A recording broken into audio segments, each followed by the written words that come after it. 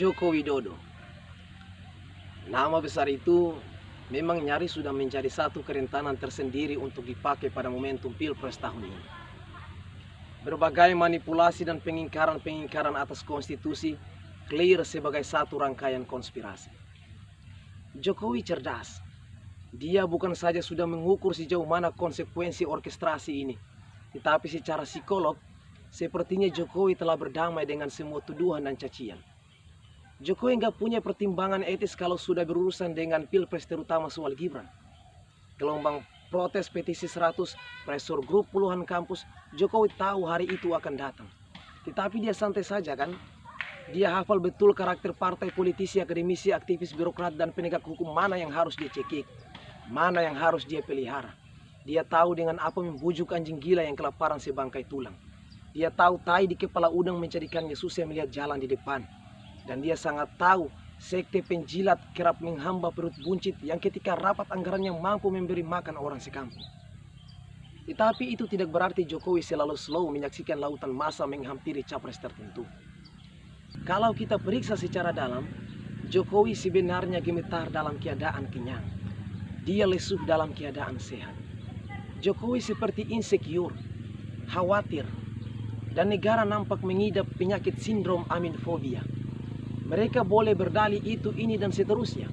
Tapi luapan emosional rakyat yang semakin menggelora, kampus-kampus memperoleh kembali moral force dan daya presurnya, jelas ini di luar desain elektoral.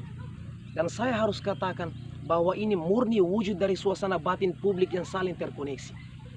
Kita juga harus mengakui seburuk-buruk bandit, pembohong, mafia kelas kakap sekalipun, juga nggak suka dibohongi anak buahnya. Kecenderungan semacam ini yang gak bisa dipahami orang-orang yang mati hatinya. Jokowi secara sadar memberi pesan mengubur dalam jargon hukum adalah panglima. Rencana 3 periode berakhir putusan MK 90 untuk putra mahkota adalah fakta.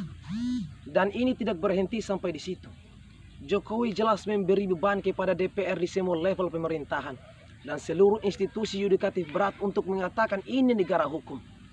Barangkali mungkin ringan bagi Fahri Hamzah, Budiman Sujatmiko, Margarito, dan sekawanan abang-abang Gibran lainnya. Artinya apa? Sejauh skema Jokowi ini berlangsung, seharusnya lembaga yang paling ngotot berperan aktif menghentikan drama kebutalan ini mestinya legislatif yudikatif kan? Karena mereka adalah urat saraf, urat nadi yang paling powerful melakukan kontrol atas eksekutif. Kalau nggak seperti itu, apa yang mau kita katakan? Wajar Pilpres menjadi momentum di mana uang berjalan tanpa baju, tanpa celana. Tiba-tiba politisi baik semua.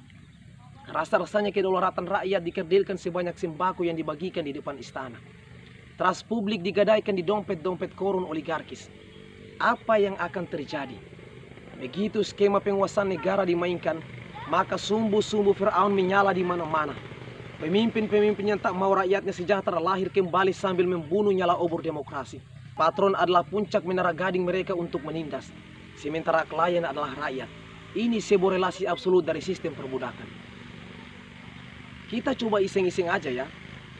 Misalnya kalau waktu itu Soekarno, Hatta, Syahrir, Tan Malaka, dan tokoh-tokoh si zaman mereka meninggal sebelum kemerdekaan. Apa yang akan terjadi? Apakah Indonesia akan merdeka di tanggal 17? Ayo, siapa yang berani menjawab? Apakah Indonesia merdeka di tanggal 17 Agustus? Tidak. Indonesia merdeka bahkan lebih cepat dari apa yang diperkirakan. Kapan itu terjadi? Anies Rashid Baswedan jawabannya.